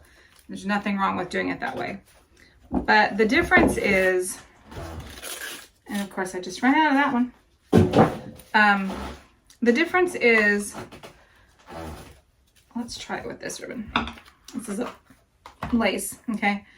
And this is good because it's a ribbon that doesn't have wire in it.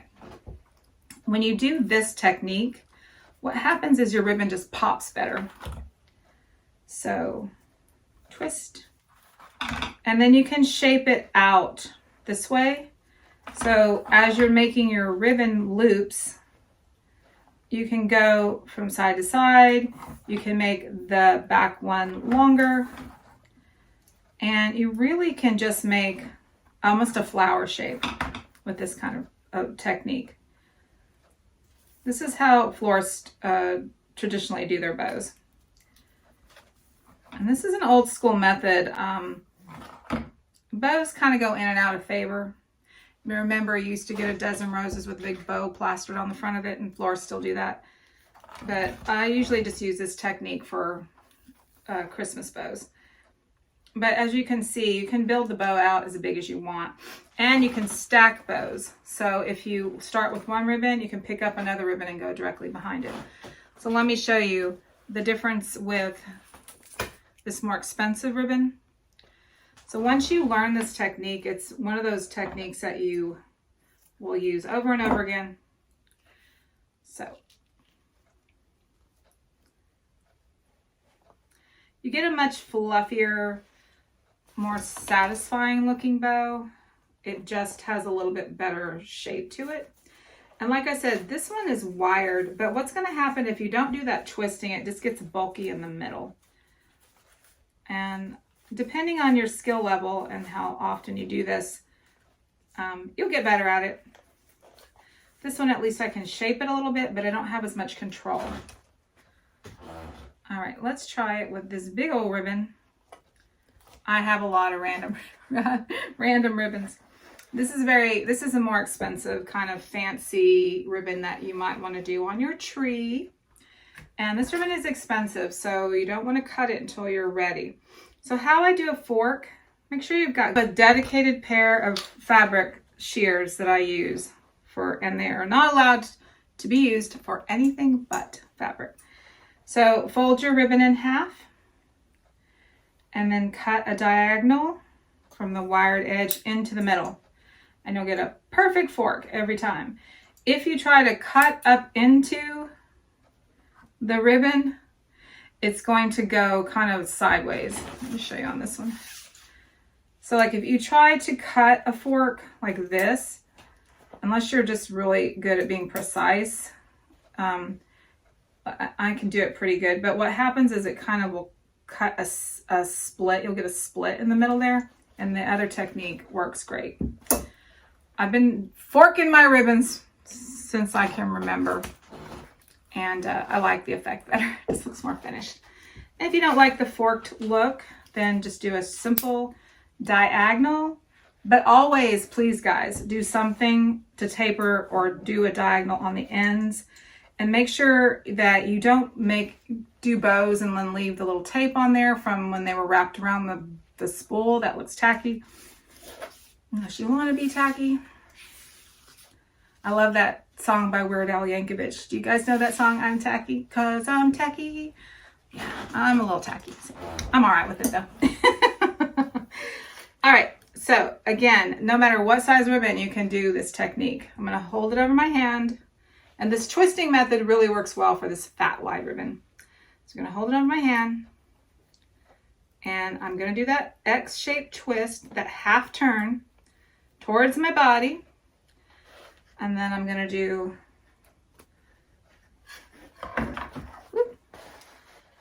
runaway ribbon roll. So as we get to the back side, so this is much bigger ribbon, but it still works because you're going to twist it and you're going to make your, where you tie it off a little tighter. And that's how you do that. Okay. And this takes a little bit more skill because it's a little bit more fabric to work with.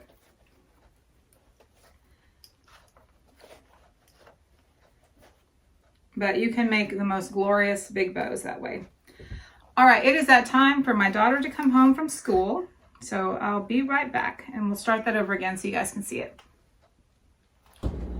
All right, so my daughter is home now. So let's go back over the red velvet ribbon bow again. I know we stopped with the purple, but let's start this again so I can show you guys so that you really understand how to make this ribbon into a bow. All right, so let's do this again. There's a flocked side and a plain side. You're gonna hold it in your hand, long side over the hand, short side in front of you, okay? And then you're going to do one twist to your left. If you're right-handed, left. If you're left-handed, right, okay? Twist a half turn, only a half turn. So it's gonna look like that, right? The whole reason your fingers are going to start doing this motion where they go back and forth like this. And the whole point is to hold on to the twist. So if you weren't twisting, what you would be doing is a loop this way, and a loop this way, and a loop this way, and so on and so forth, okay? But the twist is what brings the ribbon out back to the right side and gives you that little cinched in middle part. So now that that's flat like that on that side, twist again towards your hand, not this way, that way. It's just a little easier to keep up with yourself when you're doing that. And that makes your second loop, twist again, and you can just keep going and going and making really big bows this way, okay? But I want you guys to learn how to do this part first because it is a little tricky. Once you get it, you get it. But you feel all thumbs when you're first starting doing this. So long side, hang it over your hand. Short side or your tail side. And you don't have to do a tail at all. You can start like that. I like the look of two tails. But if you start like this, you can always just cut another piece of ribbon and add it. Let me show you how you do that. Okay, so you just this, you make your loop, you're holding on to it, and that part just gets twisted into the middle, and then like so again, half twist this way towards your left, do like that, and these two fingers the whole time are moving back and forth just to hold on to the bow. And this is how you do a multi. So say a lot of times you'll buy these bolts of ribbon and half of the ribbon will be cut on the bolt. So if that happens, you just pick it up and start over again on whichever side you're working on. They're not always consistently all long. And also a lot of these ribbons that they sell at Michael's, for example,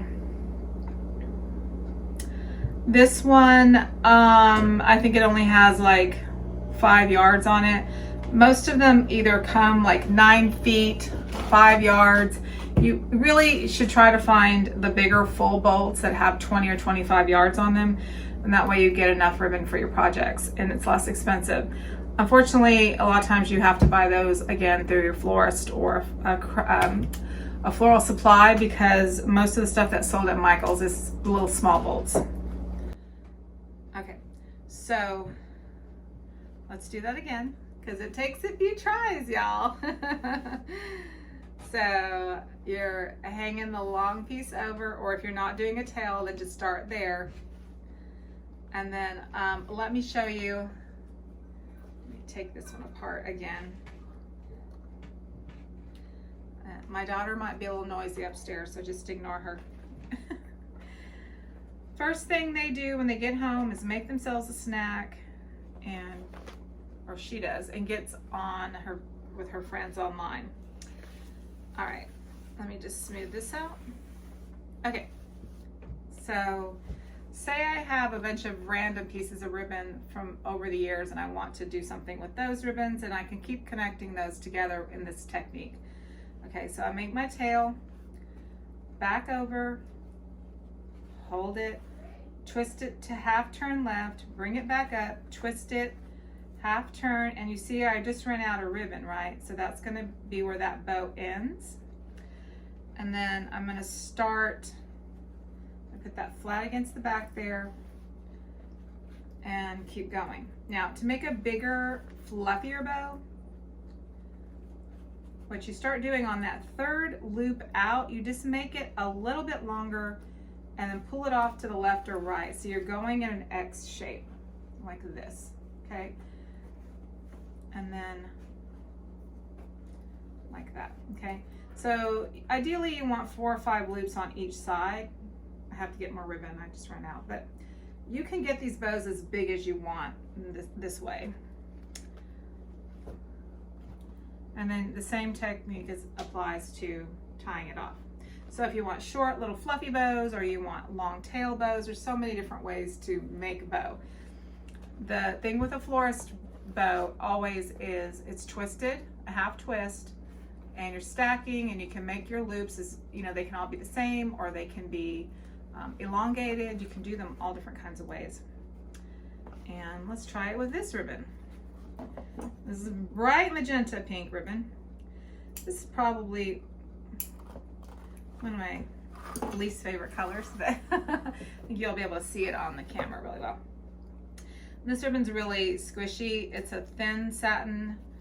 It's got, you know, the shiny gold on one side and then the patterns on that side. Okay, I'm gonna show you how to make this same bow we've been doing. And again, I always make a tail, but let's try it without a tail first. So you make your first loop, and you can make your loops however big you want. It's just make sure that you don't make them too big, or they're gonna start flopping on you. So it just depends on how the width of the ribbon, the size of the ribbon, and where it's going. Okay, so hold on to that end. And this ribbon is always a little more challenging because it squishes and it's got the wire on the outside, which kind of collapses it sometimes. So I'm gonna show you how to do this. We're gonna take control of it. Okay, wired ribbon is great because you can shape it, but with some of these satin ribbons, they're kind of squishy and they don't hold their shape very well. They kind of collapse, if that makes sense. All right, so when I do this ribbon, this bow, I will go side to side as far as like, I will make an X pattern as opposed to stacking them on top of each other, but you can do that too. You can just stack it on top of each other. It's just however you get a rhythm with it.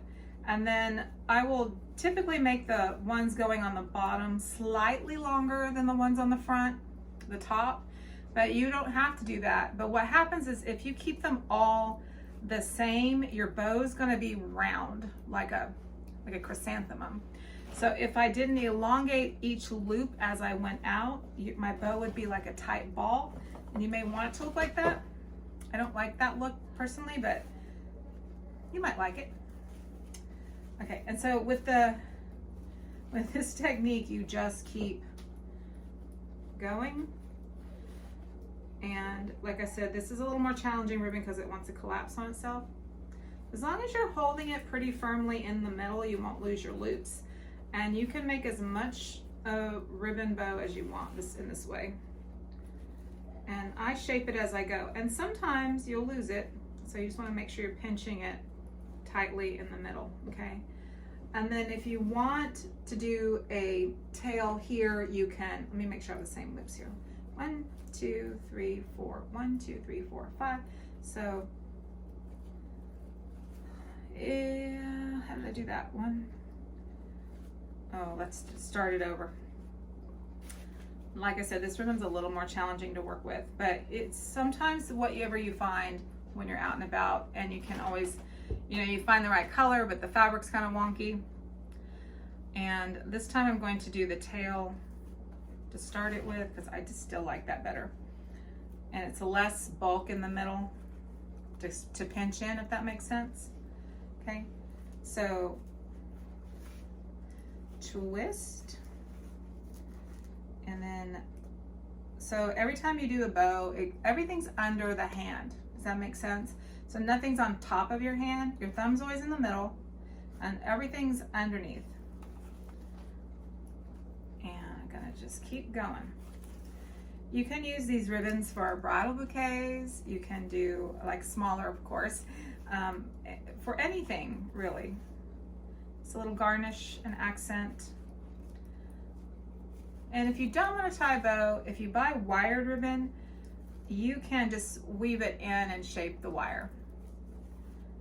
Okay, let's do a twist.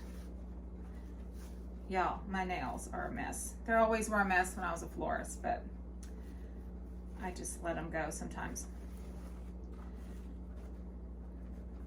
All right, so when we get to this point where we have an even number on either side, usually I do 4 or 5, 1, 2, 3, 4, 1, 2, 3, 4.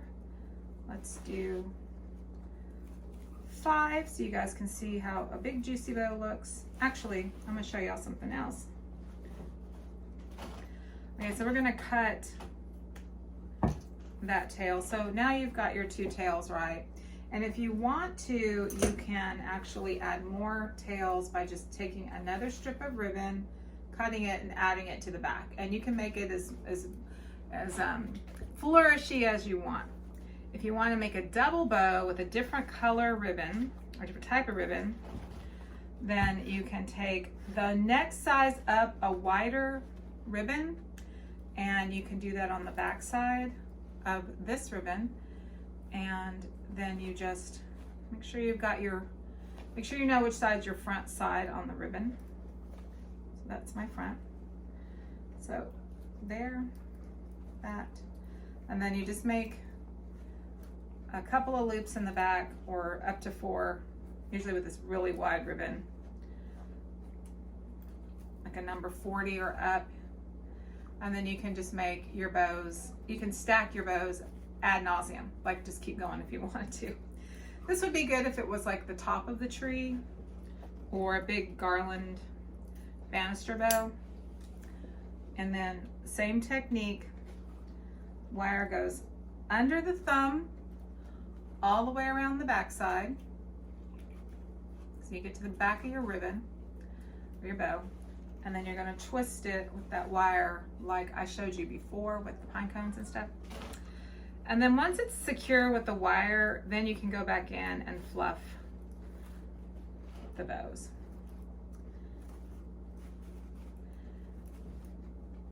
It looks so easy, or maybe it doesn't look easy to y'all, but it looks so easy, but it does take a little bit of practice to get this right. And then if you have wire that's kind of making your ribbon twirl and go every which way that you don't want it to go, if you do this little technique where you pick up the wire on either side and put a little bend in it, and you know how like a ribbon will cascade or have that little flourish to it, it'll kind of tame that kind of crazy look that the wire can kind of get sometimes when it tries to collapse on itself. And it kind of gives it a little bit more shape. And this one has, it's funny, this big wide one has like a lighter wire, and this little magenta one has a heavier wire. Okay, and then once you're done, you want to make sure that you fork it. And on each of your tails, this is going to have 4 tails. There's nothing worse than an unfinished end, so make sure that you like either cut a slant or fork it, and be careful with these wide ribbons. If you have good shears, that wire is still in there and it can damage your shears. But for you guys, I will sacrifice. Okay, so this is how you would make like a big old fluffy kind of crazy like tree topper style bow or a garland bow. I can see. So putting those little bends in that's an old technique. We've been doing that for years on our finished Christmas ribbons. It just makes them look a little fancier and a little more like they have some shape to them. You can see that little bend in there. But that's how you would make a giant like fluffy bow with extra double or however you want to do it. And you can do that with any of these ribbons. You can stack them however much you want. So we'll go over that one more time because it takes a few to do it. Y'all can skip if you're tired of, you feel like you have mastered this. But, oh, I see a spider. He's crawling on that branch, okay. Over the hand, twist to the left, make a loop, grab it with your index finger, twist again to the left, always to the left, because if you don't, then you're going to end up twisting in opposite directions and your bow is going to look wonky in the middle. So always, let's say towards your wrist, okay? That'll help you remember. Keep a tight, firm hold on it. Bring that flat side back up again. And when you twist, this is another important thing. Get your fingers like kissing. I say they're always kissing. Get your fingers where they're touching each other. Do not twist out here because you're going to end up with that. So it's a twisting motion right where your fingers are holding everything, and then that index finger will go back over it. Middle finger will hold it down, and then your index finger comes back. So these two are kind of always working in concert together, back and forth, and back and forth. And you see I ran out of ribbon, no worries. I start this way, and I bring it in. Twist. See? Also, if you're working with ribbons a lot and you get like wrinkles or creases in it, you can iron your ribbon. You can also use a curling iron, believe it or not. Just make sure it's not too hot and test an area on the end first. But like if you have bows like this or you're recycling or reusing ribbon, just take a curling iron and kind of touch it lightly and it'll help get those creases out. Twist and stack. When you do this twisting thing, it like literally just helps everything stay really skinny in the middle. All right, and then you can get your big fluffy bow like this. I am out of the red velvet because I think I used all of it outside right now. But say I wanted to incorporate some of this green, I could just pick up this green, this grinchy green color. Actually, I would have started with that first, but you could do that. You can just make like a couple simple loops. This is a little very kind of vintagey ribbon. So the whole point with the bow is it's stacking on top of each other, like so. And this is a way that you can practice getting the loops the right length. So let's say I want to do like a little 6-loop bow in the middle of my red loop bow. It's like kind of grinchy green. You do not have to wire it. As a matter of fact, don't wire it unless you're going to hot glue it into the middle of the next bow, because when you end up having that twist of the wire, it creates a space between the two bows. So you just need to learn how to hold on to that ribbon and then bring in your practice ribbon here. So let's say I want to do this sort of center. So I'm going to put that on the back, the flat side of it. Everything's the same. I'm still doing that over the hand motion. Okay, you want to make sure that the smaller ribbon is centered on the bigger ribbon. And like so. And that gives you like a little kind of combo ribbon, which is super pretty to do and fun if you need a little accent, a little more. Or if you're just out of ribbon and you need to stretch your ribbon, it's a great way to stretch your ribbon. Or if you can't afford to go buy a whole lot more, but you have a couple colors that work together, this is a good way to fix that problem. You could also do the same color, like a red in the center with a different texture. And then make sure you tuck your tails. You just kind of pull, so you hold on to the middle, you hold on to the back of the wire, you just pull and you just tuck it down. And then you got a pretty little bow. And we could put that right up there on our wreath just as it is. It's kind of a classic bow. I'm just gonna stick it on there so you can see how it looks. But it's very pretty and simple, and you did it all yourself. So if you want to do a little bit more elaborate decor on this wreath, then you can actually work in a ribbon. And in order to do that, you could take one of your wire or your chenille or whatever you're using. So make yourself a little twist of a tail, then grab your wire and twist. Okay, so start with this first. So you have a wire to attach. So you're gonna have something like this, okay? And then what we're gonna do is we're going to use that piece, that little flourish piece,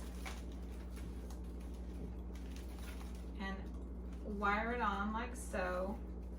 And then I'm just gonna tuck my ribbon. Oh, that was a piece I did not glue in. And then you can wrap it around.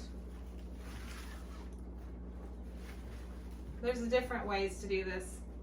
I like to do it so that it has a natural sort of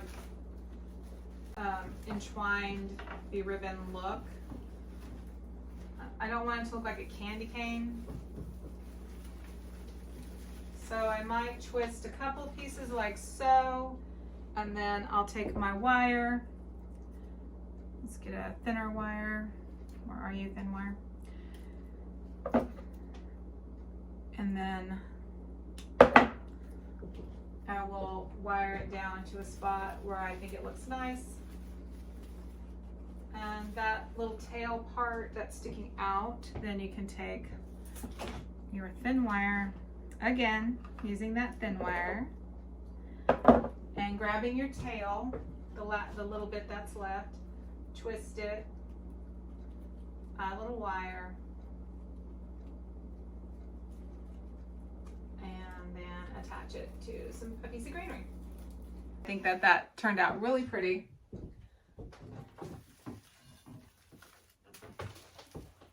Maybe I should have tied that on. All right.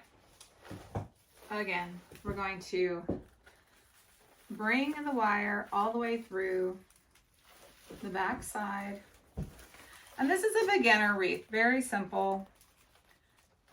So many different ways you can do your wreaths. Okay. And we have, and then after you get your bow on, you can decide whether you need more bow, less bows. You could take this bright green ribbon, the grinchy green ribbon, and then you can work that ribbon back through if you want to tie that together. But I wanted to show you how simple and pretty that was.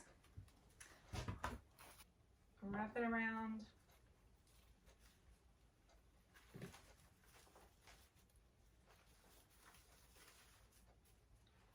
So that it ties everything together. You don't want to have any blank spaces.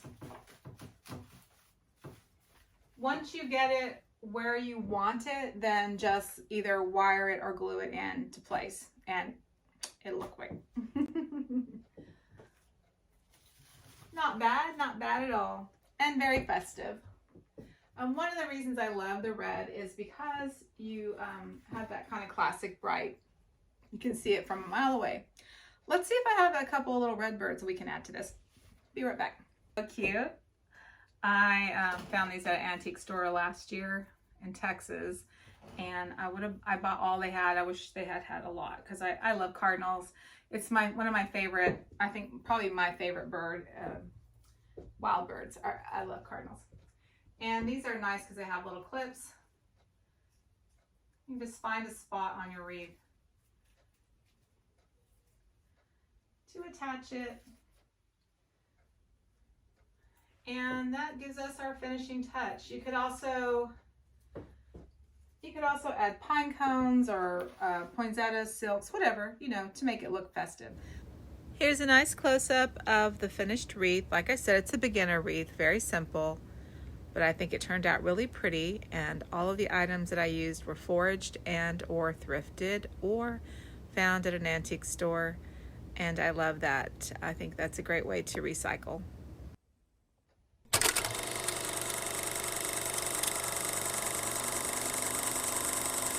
All right, guys, thanks so much for watching. I hope you enjoyed that and you learned a little something.